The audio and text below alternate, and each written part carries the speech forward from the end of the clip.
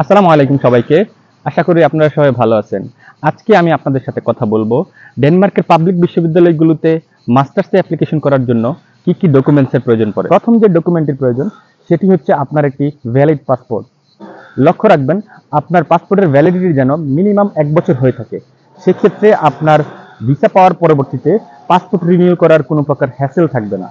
দ্বিতীয়ত আপনার ব্যাচেলরের সার্টিফিকেট এবং ট্রান্সক্রিপ্ট লাগবে। 3 নম্বর ডকুমেন্টটি হলো আপনার একটি ভ্যালিড ল্যাঙ্গুয়েজ প্রফিসিয়েন্সি সার্টিফিকেট, সেটা আইএলটিএস কিংবা টোফেল হতে পারে। ডেনমার্কের পাবলিক বিশ্ববিদ্যালয়গুলোর জন্য আইএলটিএস এ ওভারঅল 6.5 এবং টোফেল ওভারঅল 88 থাকা জরুরি। আপনি কিন্তু চাইলে ডেনমার্কের বিশ্ববিদ্যালয়গুলোতে অ্যাপ্লিকেশনের সময় কোনো প্রকার ল্যাঙ্গুয়েজ প্রফিসিয়েন্সি সার্টিফিকেট ছাড়াই অ্যাপ্লিকেশন করতে পারবেন।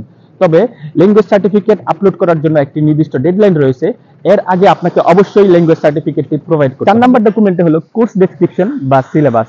এটা মূলত আপনি যে ব্যাচেলরে যেই কোর্সগুলো কমপ্লিট করেছেন তার বিস্তারিত একটি ডেসক্রিপশন বই। এটা সাধারণত 20 থেকে 40-50 পৃষ্ঠার হয়ে থাকে, যা কিনা আপনি আপনার ডিপার্টমেন্ট অথবা আপনার ইউনিভার্সিটির ওয়েবসাইট থেকে পেয়ে যাবেন। 5 নম্বর ডকুমেন্টটি হলো গ্রেডিং স্কেল। এটি মূলত আপনি যেই বিশ্ববিদ্যালয়ে ব্যাচেলর কমপ্লিট করেছেন ওই বিশ্ববিদ্যালয় কর্তৃক মার্কিং সিস্টেমের একটি 1 পৃষ্ঠার বিবরণী, অর্থাৎ আপনি কত মার্কসে কত সিজিপিএ পেয়েছেন তার একটি নির্দিষ্ট সমীকরণ। 6 নম্বর ডকুমেন্টে হলো স্টেটমেন্ট অফ পারপাস অথবা মোটিভেশন লেটার। এটি সাধারণত একটি কভার লেটার হয়ে থাকে, আর এই কভার লেটারে আপনার একাডেমিক ব্যাকগ্রাউন্ড, আপনার কোনো প্রকার রেলেভেন্ট জব এক্সপিরিয়েন্স আছে কিনা, আপনি কি উদ্দেশ্যে ডেনমার্কে পড়াশোনা করতে আগ্রহী, আপনার ফিউচার প্ল্যান কি, এবং আপনি কি উদ্দেশ্যে এই বিশ্ববিদ্যালয়টি চুজ করেছেন সেই সম্পর্কিত একটি বিস্তারিত বর্ণনা লিখতে হবে। 7 নম্বর ডকুমেন্টটি হলো রিকমেন্ডেশন লেটার। রিকমেন্ডেশন লেটারটি আপনি আপনার ব্যাচেলর যে বিশ্ববিদ্যালয় থেকে পড়াশোনা কমপ্লিট করেছেন ওই বিশ্ববিদ্যালয়ের ডিপার্টমেন্টের কোনো একটা প্রফেসরের কাছ থেকে নিতে পারবেন। এটি মূলত হলো যে ওই প্রফেসর আপনাকে রিকমেন্ড করতেছে আপনি মাস্টার্স পড়াশোনা করার জন্য বাইরে দেশে যেতে যাচ্ছেন। 8 নম্বর ডকুমেন্টটি হলো জব এক্সপিরিয়েন্স সার্টিফিকেট।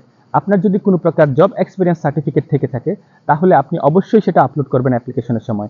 এটা কিন্তু আপনার অফার লেটার পাওয়ার ক্ষেত্রে খুবই গুরুত্বপূর্ণ ভূমিকা পালন করে। 9 নম্বর ডকুমেন্টটি হলো আপনার অ্যাপ্লিকেশন ফিস রিসিপ্ট।